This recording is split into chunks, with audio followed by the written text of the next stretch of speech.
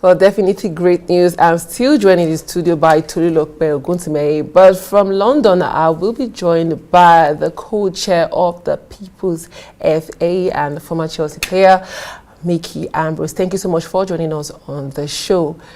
Yeah, I'll ask you this question first off. What is the disparity? Why has it even taken so long for a woman to be a referee in the Premier League? In answer to your question, Ebby, in relation to the first female to officiate in a Premier League game, of course, the women's game has well, it's a crescendo, isn't it? It's taken off. It's the fastest growing sport in the UK and around the world, women's football, and of course, the technique and the way the girls are playing is absolutely fantastic. All the countries. To be honest with you, I'm the co-chair of the People's FA Equality now. We've been campaigning for many years regarding equality, diversity, and inclusion. Why has it taken so long for a female to officiate a game? That's the question you need to ask the Premier League and the Football Association.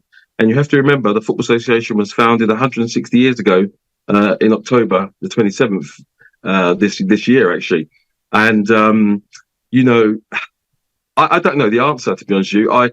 I've been banging my head against the wall against the sporting authorities in the UK regarding equality, diversity, and inclusion. It's for them to answer. As I said, the girls' game is taken off, and women are doing so well. I'm so proud of the women all around the world. Well, talking about all over the world, for you, Tolu, this is a very inclusive topic because we look at Africa, we look at the world when it comes to men in sports in the Premier League, and you see more of whites. When it comes to the game, you see more of male officiators. Now, would you say this is spurred from a lack of qualification or under-qualification on the side of these two people, that's the women and the blacks?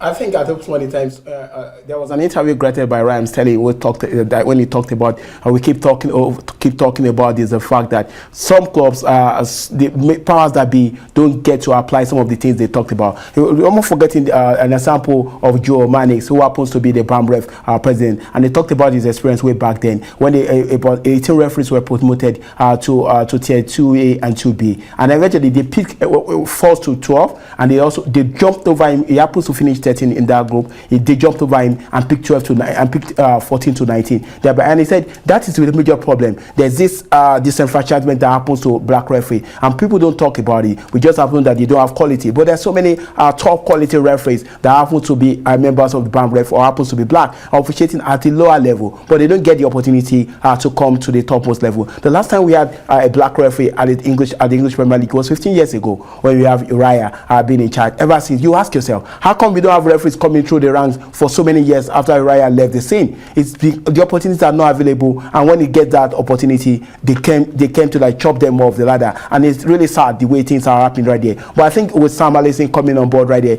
hopefully that will open a vista of opportunity. Not forgetting that the reason why many black referees have to come together and okay, let's form BAM Rev in 2019 and see how we can be able to continue to look out for the interests of the black referee. I think to a certain extent it can really help to put them out there. There are so many times the major stakeholders in England pay lip service to what they are saying, the term inclusivity and so many things. But when it comes to reality, it doesn't happen. And I feel so sad for them at times when it happens like this. But I think when you have pockets of situations like this, it really gives you gladdens your heart. Hopefully there may be hope at the end of the tunnel. Well, talking about hope at the end of the tunnel, for you, Mickey, we look at the Premier League itself. At some point, we had some black ex-players coming out to complain on lack of opportunities. Like he has said, it gets to a level where you are close but still far away. Talk to us about this. Is there a way basically that we see blacks having the same opportunities like we see the white ex-players? For instance, John Terry, we see them coaching. We see the likes of Steven Gerrard who would just retire and get coaching jobs. Yes. Well, just the first answer, and good afternoon to you as well. Regarding the referees, you're quite right, Julie. The last black referee was Uriah Rennie 15 years ago. Can the Football Association and the Premier League explain to us all why it's taken 15 years for a black referee to officiate in the Premier League? Now, to become a referee in the UK, it'll probably take you 8 years to get to the Premier League status. Around 8 years, because you have to start off at the League Two and so on. But it's taken 15 years. That is a disgrace to football in this country. You have to remember, we've got VAR in England. Technology has come quicker than a black man in a black kit where black and ethnic minority kids can relate to.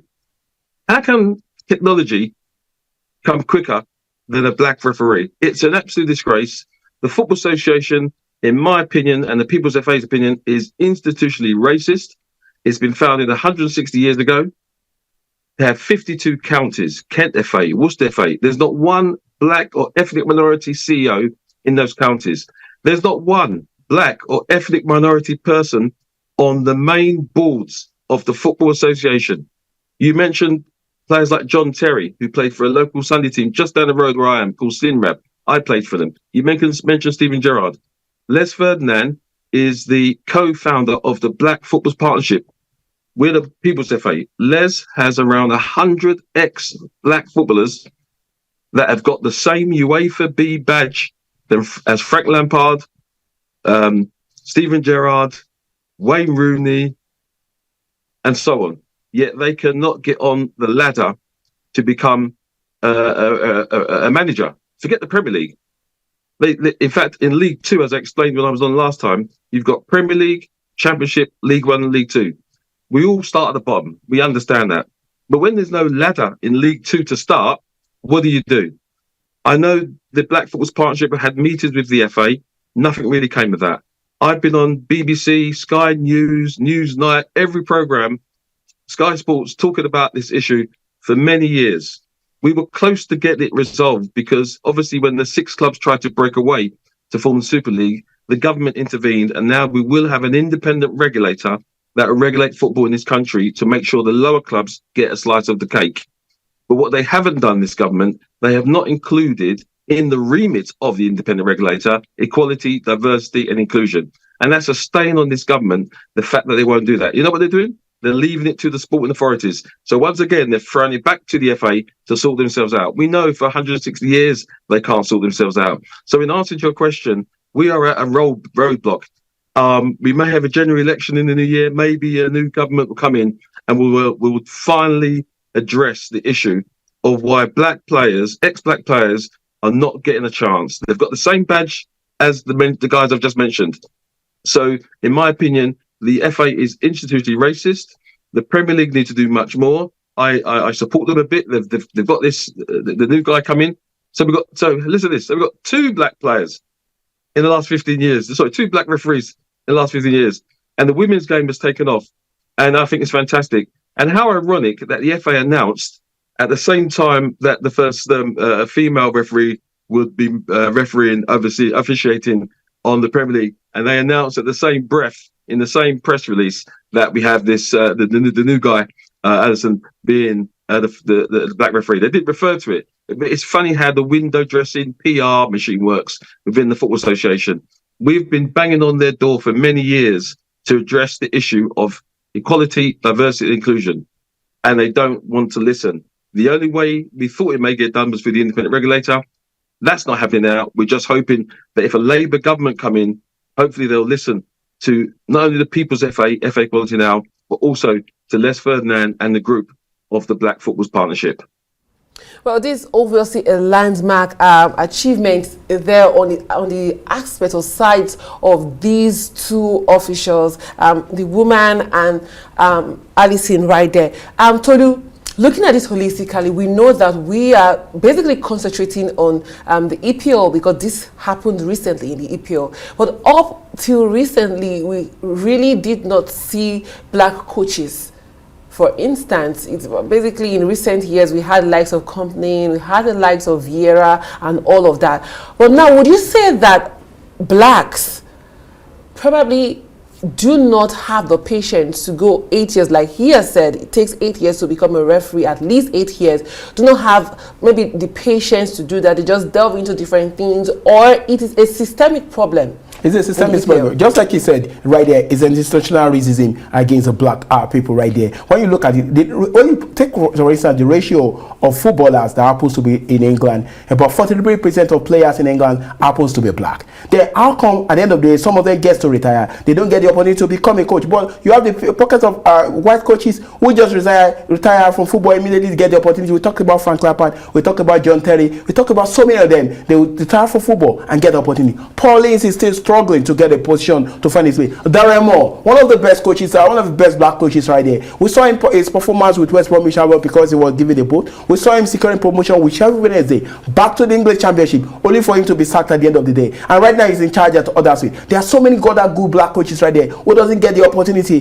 because of the institutional racism, and it's really sad right there. And I think they need to continue to work at it. Some of these organizations, the BAMREF, the Black Players Association partnership, to see how they can continue to create opportunities. I think that is very, very pertinent at this point in time, because we can't keep talking about it. It's not really happening because the opportunities are not there. If you have 43% of players in English football happens to be black, how come we don't get one or two year in year out who get the opportunity to manage or refer referees at different levels? It shows there is institutional racism, and so much needs to be done to be able to correct. Let's not just pay lip services. That's why Ryan's interview readily comes to mind. He talked about the fact that we just talk about this, but we don't. When it comes to getting the action, we don't do that, and that's what is happening. Well, that is basically saying paying lip service. Mikey, we know that years and years and years gone by, we see the Premier League talk about ending racism, the fight against racism, but so many players and the past players have come out and said probably they're just paying lip service. It has to start from the administration and all of that. Would you say that this landmark achievement could actually bring a change in the Premier League? Well, we have an organisation here called Kick Racism Out of Football. That has been going for years. Players wearing T-shirts, warming up in the Premier League, in the programme, Kick Racism Out of Football. And what's happened? Nothing. Zero. It's like taking the knee.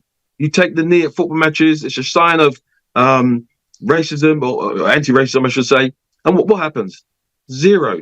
The only way to make this happen is for government to make it a law. King Charles, at the opening ceremony of Parliament, he passed the law that there will be an independent regulator. There is no other way it's going to happen. They can't do it themselves. The FA have now, and the Premier League started 30 years ago. We now have, so half of 30 years, 15 years, Uriah Rennie. 15 years ago, that's an absolute disgrace. The FA was founded 160 years ago. It's an absolute disgrace. And you're right, Tuli. But the only way, Tuli, we can go on television, we can go on all the broadcasters. It's down to the decision makers, and the decision makers, if we can get it right, is the independent regulator. When that person and the board of them are advising everything. So we're at a stalemate. I say Les Ferdinand and his group are campaigning, going to see Parliament, doing it same as the People's FA. We're all saying the same thing. We're all singing from the same hymn sheet. On the People's FA side, we want the FA to come under the Freedom of Information Act and be a public body. We don't want all National Game Board, Main Board, FA councils, counties. We want one board with 24 people on it, one person, one vote. And the issue you've got there, we had previous chairmen from the FA resigned. Greg Dyke, Lord Treesman, Brian Barwick, Adam Crozier, all chairmen of the FA, all resigned. In fact, I am writing a letter this weekend to Prince William, who is the president of the FA. And in 2016, he stood up at his 10th anniversary and he said the FA needs to reform. And what's happened? Zero. The executives in that room took no notice. Okay, they may not be there now. And I'm writing to Prince William. I'm pleading with Prince William. I'm pleading with him to do something about it.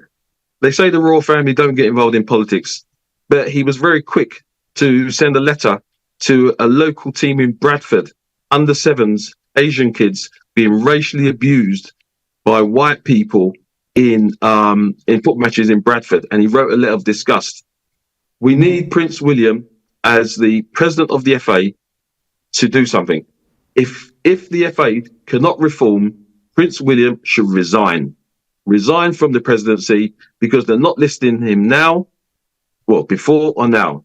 And the only way this is going to get sorted out is if government, because it's government that make the decision, isn't it? We can't rely on the sporting authorities anymore. Until you should agree with me, we can't rely on them. They can't get their own house in order. And it's not fair, because as you rightly say, I have great respect for John Terry, Frank Lampard, Wayne Rooney. Yeah, it's not their fault. They're given jobs because the owners want them. We've got the diversity code that the FA brought in, the football diversity code. They're missing the targets. The clubs are not even handing in the information. There's no data. 46%, I think it is, of black players playing in the Premier League. We've got 3 black managers out of 92 football clubs. You rightly say, my friend Darren Moore at Huddersfield, Vincent Company and Rosinia at Hull City, 3 black managers out of 90 football clubs, but we get 47% playing on the pitch. No one in the ballroom that's ethnic minority. It's an absolute disgrace, and the FA is institutionally racist. I'm saying this live on television now, and I will write to Prince William and I'll put those words in that letter. And if you have me back on again, I'll show you that letter. And hopefully I will get a meeting with Prince William, the People's FA, to finally put an end to this racism that is scouring our game. It's an absolute disgrace. Well, thank you so much, Mikey Ambrose, for joining us on Global Sports Reports here on the Rise News. You're welcome. Thank you. Well, we'll go on a break, and when we return, we'll have so much more for you. Just stay with us.